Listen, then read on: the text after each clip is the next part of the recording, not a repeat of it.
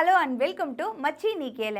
நம்மளை சுற்றி பார்த்தீங்க அப்படின்னா நிறைய பிரச்சனைகளும் சம்பவங்களும் நடந்துக்கிட்டே தான் இருக்குது. ஆனால் இந்த சமூகத்தில் இதை எப்படி கேட்குறது, யார்கிட்ட கேட்குறது அப்படிங்கிற ஒரு தயக்கம் நமக்குள்ளே இருந்துக்கிட்டே தான் இருக்குது. ஸோ இந்த மாதிரி கேள்விகளுக்கு பதில் வாங்கி தரது தான் மச்சி நீ கேள. ஸோ வாங்க ப்ரோக்ராம்குள்ளே போகலாம்.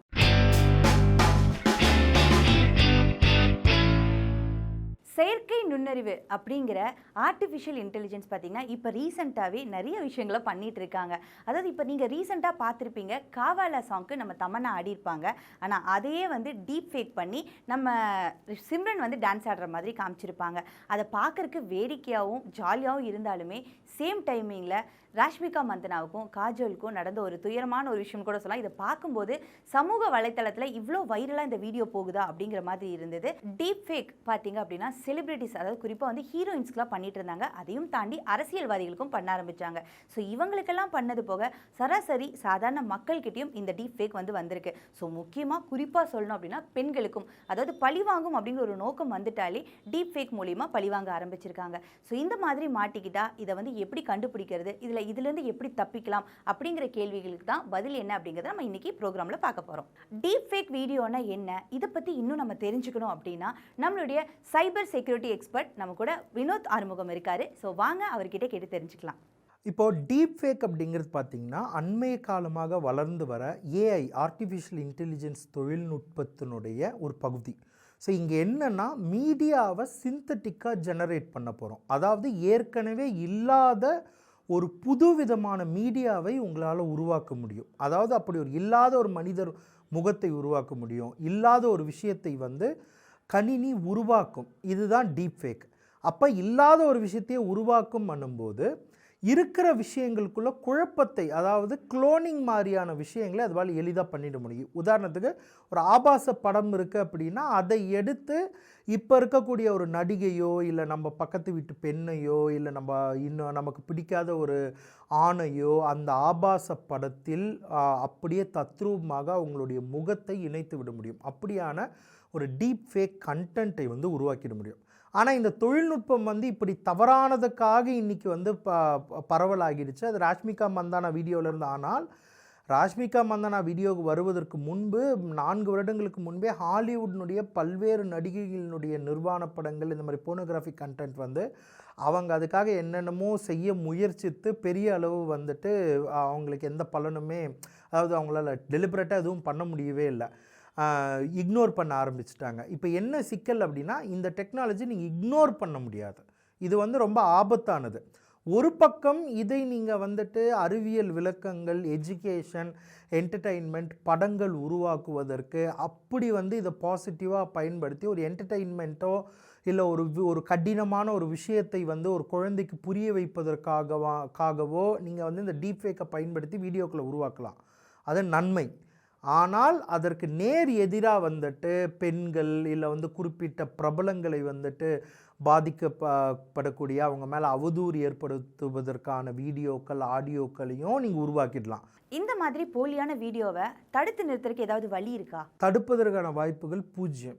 இதை தான் நம்ம திரும்ப திரும்ப ஒரு விஷயத்தை மக்கள்கிட்ட எடுத்துக்கிட்டு போனோம். ஏன்னா அண்மை காலம் ஒரு சைபர் கிரைம் பேட்டர்ன் வந்தது. அந்த பேட்டர்னில் என்னென்னா, உங்கள் ஒரு பெண் தற்கொலை செய்து கொள்வது மாதிரியான ஒரு டீப் ஃபேக்கை உருவாக்கி அதை அனுப்பி மிரட்டி அந்த பொண்ணு தற்கொலை பண்ணிக்கிச்சு அப்படிங்க மிரட்டி அந்த சம்மந்தப்பட்ட நபர் அந்த பெண்ணுடன் அவருடைய புகைப்படம் மாத்திரம் வச்சுக்கிட்டு பாலியல் ரீதியாக இருக்கிற மாதிரியான வீடியோக்களை உருவாக்கி சைபர் கிரிமினல்கள் பணம் பறிக்கிறதா நமக்கு ஒரு தகவல் வந்திருந்தது.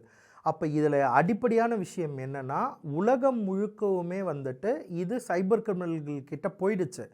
ஆனால் இதற்கு எதிராக நம்ம என்ன பண்ணணும் அப்படின்றதற்கான விடை நம்மக்கிட்ட கிடையாது. இது நான் சொல்ல வந்த அந்த சம்பவத்தினுடைய அடிப்படை என்னென்னா, இது சாதாரண நபர்களை கூட நோக்கி பாஞ்சிக்கிட்டு இருக்கு, அவங்களோட பாதிப்புக்குள்ளாக்கிக்கிட்டு இருக்கு அப்படிங்கிறதா. இந்த விஷயத்தில் ஒரு தனி நபருடைய கடமை என்ன சார்? முதல்ல என்னென்னா, இப்போ பார்வையாளர்கள் ஒன்று அதை கடந்து போய்விட வாய்ப்பு இருக்குது. ஒரு வேளை ஆபாச படங்களை பார்ப்பவராக இருந்தால் அதை அவர் பார்ப்பார். அப்போ பார்க்கும்போது அந்த அல்காரிதங்கள் என்ன செய்யும் அப்படின்னா, இது தொடர்பான வீடியோக்களை அதிகமாக அவர் காட்ட ஆரம்பிக்கும். இது அட்டென்ஷன் பெறுது அப்படின்னாக்கா பல்வேறு கிரியேட்டர்ஸ், கண்டென்ட் கிரியேட்டர்ஸ் டீப் ஃபேக்கை க்ரியேட் பண்ண ஆரம்பிப்பாங்க. இப்போ இன்ஸ்டன்ட் நீங்கள் வந்துட்டு டீப் ஃபேக்கில் பெரிய ஆர்வத்தை காட்டல அப்படின்னா, டீப் ஃபேக்கை பெருசாக பார்க்க மாட்டேங்கிறீங்க, அதுக்கு பெரிய அளவு லைக்குகளோ அட்டென்ஷனோ வரமாட்டேங்குதுன்னா, ஆப்வியஸாக அந்த கண்டென்ட்டை வந்து உருவாக்க மாட்டாங்க. அப்போது ஒரு தனி நபராக நான் என்ன பண்ணணும்னா, எந்த கண்டென்ட் என் சமூகத்துக்கு எதிராக இருக்கோ அந்த கண்டென்ட்டை முதல்ல பார்ப்பதை தவிர்ப்பதும், அந்த மாதிரி கண்டென்ட் வந்தால் ரிப்போர்ட் பண்ண வேண்டிய வேலையும் எனக்கு இருக்குது. அதை நான் செய்ய ஆரம்பிப்பது தான் அதனுடைய முதல். ஆப்போசிட்டாக நான் அந்த கண்டென்ட்டுக்கு லைக் பண்ணுறேன், அந்த கண்டென்ட்டை ஷேர் பண்ணுறேன்னா, அந்த கண்டென்ட் வந்து பாப்புலர் ஆகும். அப்போ முதல் முறையாக நம்ம என்னத்தை என்கரேஜ் பண்ணோம், கண்டென்ட் பார்க்காதீங்க ப்ளஸ் ரிப்போர்ட் பண்ணுங்கள் அப்படிங்கிறத நம்ம வந்து விழிப்புணர்வு ஏற்படுத்தணும். நம்மளும் அதைத்தான் செய்யணும். டீப் ஃபேக் வீடியோ வந்து எப்படி பண்ணுறாங்க அப்படின்னு நம்ம இன்னும் கொஞ்சம் டீட்டெயிலாக தெரிஞ்சுக்கணும். நம்ம கூட யார் இருக்காங்கன்னா, டேட்டா எக்ஸ்பர்ட் நம்மளுடைய நார்வேலேருந்து சேஷாத்ரி தனசேகர் நம்ம கூட இருக்காரு. ஸோ அவர்கிட்ட கேட்டு தெரிஞ்சுக்கலாம் வாங்க. இந்த டீஃபேக்கோட அடித்தளம் எதுன்னு பார்த்தீங்கன்னா, ஆட்டோ என்கோடர்ஸ் எனப்படும் ஒரு நியூரல் நெட்வொர்க் தான். அந்த நியூரல் நெட்வொர்க் எப்படி உருவானது என்ற விஷயத்தை பார்த்தோம்னா, குறிப்பாக டேட்டா அனாலிசிஸில் ஏற்கனவே பல டேட்டாக்கள், பழைய டேட்டாக்களை வச்சு அந்த டேட்டாஸ் எப்படி உருவானதுன்றதை தான் வந்து மிஷின் லேர்னிங் மாடல்ஸ் வந்து கற்றுக்கொள்ளும். அந்த மிஷின் லேர்னிங் மாடல்ஸ் பெட்டராக வந்து கற்றுக்கிறதுக்காக யூஸ் பண்ண ஒரு நியூரல் நெட்வொர்க் மாடல் தான் ஆட்டோ என்கோடர்ஸ் ஆர் என்கோடர்ஸ். அந்த என்கோடர்ஸ் எப்படி யூஸ் ஆகும் அப்படின்னு பார்த்தீங்கன்னா, அந்த என்கோடர்ஸ் முழுக்க ஏற்கனவே நம்ம கையில் இருக்கிற டேட்டா எப்படி உருவானது அப்படின்றத டீகம்போஸ் பண்ணி ஃபுல்லாக இந்த டேட்டாஸ் வந்து எப்படி உருவாச்சு அப்படின்றத கற்றுக்கொள்ளக்கூடிய அளவிலான செயற்கை நியூரல் நெட்வொர்க்ஸ் தான் இந்த ஆட்டோ என்கோடர்ஸ். நம்மளை பொறுத்த வரைக்கும் தான் இந்த இமேஜஸ் எல்லாம் நம்முடைய முகமாக இருக்கும். கம்ப்யூட்டரை பொறுத்த வரைக்கும் அது எல்லாமே நம்பர்ஸ் தான், அது எல்லாமே ஒரு மேட்ரிக்ஸ் தான். இப்போ உங்களோட ஃபேஸை வச்சு நீங்கள் அன்லாக் பண்ணீங்க அப்படின்னா, ஒரு ஃபேஷியல் ரெகக்னிஷன் வச்சு அந்த ஃபேஸ் கம்ப்யூட்டரை பொறுத்த வரைக்கும் நம்பர்ஸ், ஃபோனை பொறுத்த வரைக்கும் நம்பர்ஸ். அந்த நம்பர்ஸ் என்ன காம்பினேஷனில் இருக்குது, எப்படி உருவாச்சு அப்படின்றத கண்டுபிடிக்கிறதுக்கு தான் ஆட்டோ என்கோடர்ஸை யூஸ் பண்ணாங்க. அந்த ஆட்டோ என்கோடர்ஸை யூஸ் பண்ணி தான், அந்த ஆட்டோ என்கோடர்ஸ்லேருந்து வந்தது தான் இன்றைக்கு இருக்கக்கூடிய டீஃபேக் தொழில்நுட்பம்.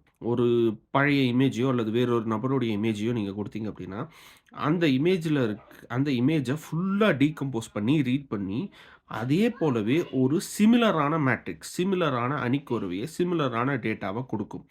அந்த டேட்டாவை வேற ஏற்கனவே இருக்கக்கூடிய ஒரு வீடியோலையோ இல்லை ஒரு இமேஜ்லையோ ஃபிட் பண்ணி கொடுத்தா அதுதான் டீப்ஃபேக். சார், ப்ராக்டிக்கலாக இந்த வீடியோவை பார்த்தோன்னே இது வந்து டீப் ஃபேக் மூலிமா தான் பண்ணியிருக்காங்க அப்படிங்கிறத கண்டுபிடிக்க முடியுமா? சின்ன நார்மல் நம்ம டெக்னிக் இருக்குது.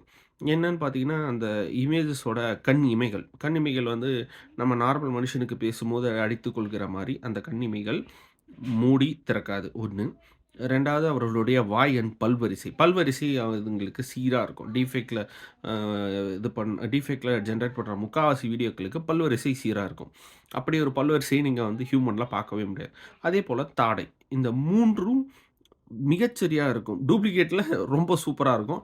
ஒரிஜினலில் கொஞ்சம் ஏற்ற இறக்கமாக இருக்கும் இல்லையா? நம்மளுடைய முகம் என்பது அப்படித்தானே இருக்கிறது, ஹியூமன் முகன்றது. இதையெல்லாம் யூஸ் பண்ணி ஒரு டீஃபேக்காக இல்லையான்னு கண்டுபிடிக்கலாம். இதுக்கும் மேலே டீஃபேக் பெர்ஃபெக்டாக வந்துச்சு அப்படின்னா, நீங்கள் வந்து ஒரு சைபர் லேபரேட்டரியிலையோ இல்லை ஒரு மிஷின் லேர்னிங் டீஃபேக் டிடெக்ஷன்லாம் கூட இப்போ இருக்குது, அந்த இதுலேயோ சப்மிட் பண்ணிங்கன்னா உங்களுக்கு அது ஒரிஜினலாக டீஃபேக்கான்ற விஷயத்தையும் அந்த கம்ப்யூட்டர் சிஸ்டமே வந்து கொடுத்துரும். டீப் ஃபேக் வீடியோ மூலிமா செலிபிரிட்டி ஆகட்டும் இல்லை சாதாரண மக்கள் ஆகட்டும் இந்த மாதிரி மாட்டிக்கிட்டாங்க அப்படின்னா அதுலேருந்து வெளிவரக்கு லீகலாக என்னென்ன மெத்தட்ஸ் இருக்குது அப்படிங்கிறத நம்ம கேட்க போகிறோம். இப்போ நம்ம கூட யார் இருக்காங்க அப்படின்னு பார்த்தீங்கன்னா, சைபர் கிரைம் வழக்கறிஞர் கார்த்திகேயன் சார் இருக்காரு. ஸோ வாங்க அவர்கிட்ட கேட்கலாம். இந்த மாதிரி அப்ளிகேஷன்ஸ்லாம் யூஸ் பண்ணி இன்னும் நிறைய பேர் வந்து இன்னும் லைக் மார்க் பண்ணி அவங்கள வந்து இப்போ செக்ஷுவலாக எக்ஸ்பிரஸ் பண்ணி நிறைய அவங்களோட ஃப்ரெண்ட்ஸு ஃபேமிலி மெம்பர்ஸ்க்கெல்லாம் அந்த ஃபோட்டோகிராஃப்ஸ் அண்ட் வீடியோஸ் இதெல்லாத்தையும் சென்ட் பண்ணி பிளாக்மெயில் பண்ணி அவங்ககிட்ட இருந்து ரேன்சம் வாங்கின கேசஸ் எல்லாம் கூட நிறைய பார்த்துட்ருக்கோம். ஸோ இந்த மாதிரி யாராவது வந்து ஒரு இன்னும் அப்ளிகேஷன் யூஸ் பண்ணி மார்க் பண்ணி உங்கள் ஃபோட்டோவோ இல்லை உங்கள் வீடியோவோ உங்களுக்கு அமிச்சு ஆர்டிஃபிஷியல் இன்டெலிஜென்ஸ் மூலமாக க்ரியேட் பண்ண வீடியோ அப்படின்றது தெரியாமல் நீங்கள் முதல்ல ரியாக்ட் பண்ணாதீங்க. உங்கள் ஃபேமிலி மெம்பராகவே இருந்தால் கூட அதுக்கு உடனே ரியாக்ட் பண்ணாதீங்க. அந்த மாதிரி ஏதாவது இருந்துச்சு அப்படின்னா நீங்கள் முதல்ல அதுக்கு பயப்படாதீங்க. இன்னும் லைக் நாளைக்கு இந்த ஃபோட்டோ வந்து வைரலாக போயிடுமோ, நாளைக்கு வந்து சோஷியல் மீடியாவில் அதை போஸ்ட் பண்ணிவிடுவாங்களா இல்லை யூடியூப்பில் போஸ்ட் பண்ணிவிடுவாங்களா அப்படின்றத பயப்படாதீங்க. ஏன்னா பிகாஸ் சோஷியல் மீடியா கம்பெனிஸும் இதை கர்டைல் பண்ணுறதுக்கு நிறைய விஷயங்கள் பண்ணிட்டு இருக்காங்க. இன்ஃபேக்ட் வந்து ஒரு கிரிமினல் வந்து இந்த மாதிரி ஏஐ டெக்னாலஜி யூஸ் பண்ணி டீப் ஃபேக் டெக்னாலஜி பண்ணி இன்னும் லைக் மார்க் பண்ணி ஒரு செக்ஷுவலி எக்ஸ்பிளிசிட் கண்டென்ட்டை வந்து உங்ககிட்ட வாட்ஸ்அப் மூலிமா அனுப்பிச்சு உங்ககிட்ட ரேன்சம் கேட்குறாங்க அப்படின்னா கூட அவங்ககிட்ட நீங்கள் திரும்பி எதுவுமே இன்னும் லைக் ரிப்ளை பண்ணாமல் ஜஸ்ட் பிளாக் பண்ணி விட்டுட்டீங்க அப்படின்னா நீங்கள் சேஃபாக இருக்கலாம். காரணம் என்ன அப்படின்னா அவங்க பயப்படுத்துறது என்னன்னா, இதை நீங்கள் அப்லோட் பண்ணிவிடுவோம் நாங்கள் சோஷியல் மீடியாவில் அப்படின்றது தான். பட் இதை அப்லோட் பண்ணாலும் அப்லோட் ஆகாது அப்படின்றது தான் உண்மை. ஏன்னா பிகாஸ் இன்னைக்கு எல்லா சோஷியல் மீடியாவும் அதையும் மானிட்டர் பண்ணிட்டு தான் இருக்கிறாங்க. அதே மாதிரி எங்கேயோ ஒரு இடத்துல அப்லோட் ஆனாலும் அது வைரலாக போகிறதுக்கான வாய்ப்புகள் நிறைய இல்லை. ஏன்னா பிகாஸ் இதே ஆர்டிஃபிஷியல் இன்டெலிஜென்ஸை யூஸ் பண்ணி தான் சோஷியல் மீடியா கம்பெனிஸும் இதை கர்டைல் பண்ணிட்டு இருக்காங்க அப்படின்னு சொல்லலாம். ஸோ அதனால இந்த மாதிரி யாராவது ஒருத்தவங்க பண்ணாங்கன்னா பயப்படாதீங்க. அதையும் மீறி வந்து யாராவது இந்த மாதிரி மிரட்ட வந்தாங்க அப்படின்னா தாராளமாக நீங்கள் வந்து இது கம்ப்ளைண்ட் கொடுக்கலாம். எதிர வந்து நீங்கள் நியர்பை போலீஸ் ஸ்டேஷனில் போய் ஒரு கம்ப்ளைண்ட் கொடுக்கலாம். அப்படி இல்லைன்னா ஆன்லைனில் வந்து பார்த்தீங்கன்னா cybercrime.gov.in அப்படின்னு ஒரு வெப்சைட் இருக்குது.